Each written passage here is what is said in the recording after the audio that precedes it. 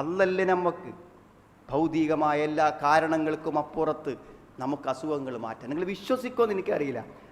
Cancer വന്ന് operation ചെയ്യാൻ വേണ്ടി പറഞ്ഞ് ഓപ്പറേഷൻ ചെയ്തിട്ട് അതുപോലെ തിരിച്ചടച്ചു. മനസ്സിലായി? പിന്നീടുള്ള ടെസ്റ്റുകളിൽ ഒന്നും കണ്ടില്ലെന്നാണ്. സ്വന്തം മക്കൾ വന്ന് നമ്മളോട് പറയുമ്പോൾ നമ്മൾ വിശ്വസിക്കണ്ടേ സുഹൃത്തുക്കളെ? അവർ തന്നെ പറഞ്ഞു, പ്രാർത്ഥന കൊണ്ട് ഞങ്ങളുടെ വാപ്പനെ കിട്ടി. അത് സംഭവിക്കും, വിശ്വസിച്ചോളി. അള്ളാഹുവിൽ വിശ്വാസമുണ്ടെങ്കിൽ വിശ്വസിച്ചു, അങ്ങനെ സംഭവിക്കും. മക്കളെ പറയണത്. എല്ലാ മെഡിക്കൽ ടെസ്റ്റുകളുടെയും റിപ്പോർട്ടുകൾ കയ്യിൽ വെച്ച് ആ മക്കൾ നേരിട്ട് പറഞ്ഞ കാഴ്ച ഞാൻ വെറുതെ പറയല്ല. അള്ളാഹുവിന് പറ്റും, ആ വിശ്വാസത്തോടെ ചോദിച്ചാൽ മതി.